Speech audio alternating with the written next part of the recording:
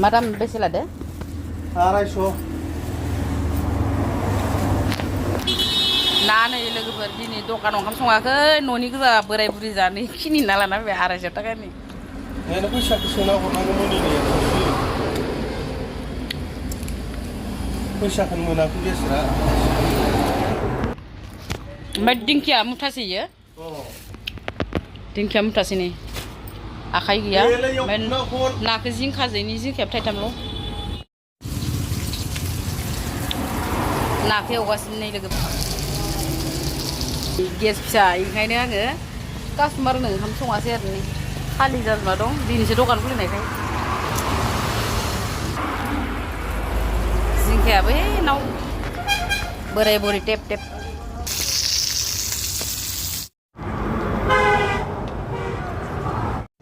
आंनि भागो लोगोफोर नै ना माथा लाबाय फिस मोनसे लाबाय आरो ना भाजाया बानलु फाग्ला लाखाबाय।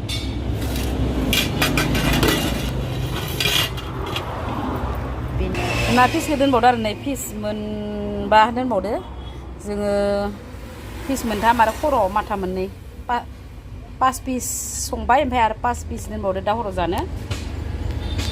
नाया सेरसेमोन लोगोफोर दामि गिना ना खनसेयाव जाजोबनो हाया आरो खट जाबानो जायोलै जोंनोथ' जाम्बा जाम्बि उदैफोरखौ बेफोरबायदिनो माबानो हाबानो जायो थगायनो हाबानो जायो।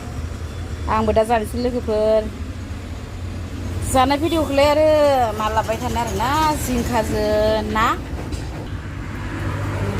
नोंथांमोना नुखाबाय आरो जानायखौलाय मा खिथिबाय थानो। नै दासो आसार लाखिदो आरोना आसारा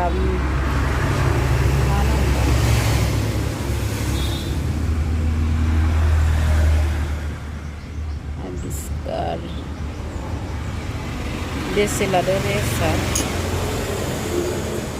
नै 67 ओमफ्राय 50 थाखा लादो आरोना गरमाव दा जानोसै।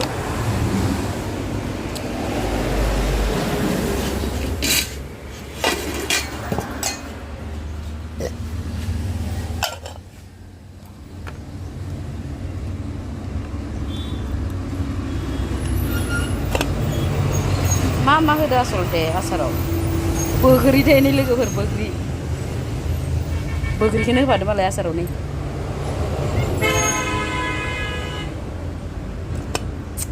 मजा गोथाव जानोसै आङो आसारखौ बुरजा लानिहाय एसे गरम ना।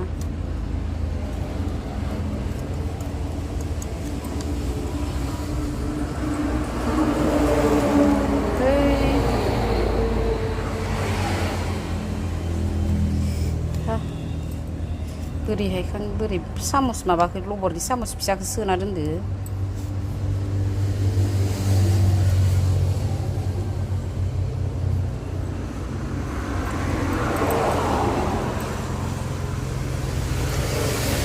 लाखाबाय नै मजा जाखानोसै।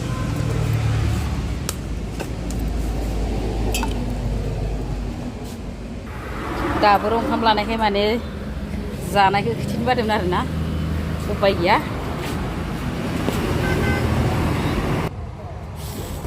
जानायखौ स्टार्ट खालामनोसै आरोना।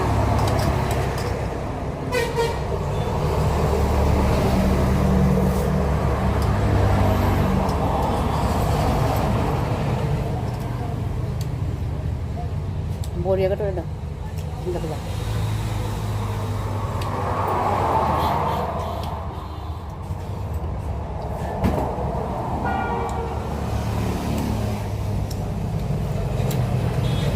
आसारानो बुरजा लायनानै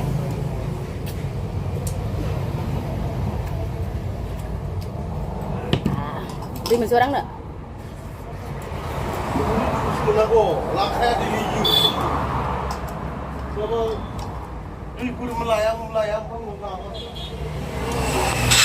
सानदेनि स्पेसियेल खानामोन आरोना लोगोफोर बेनोमोन आरो जोंहाना दिनै बोराय बुरिनि जानाय खानाया बाय बेखिनियावनो दोनथ'बाय लोगो।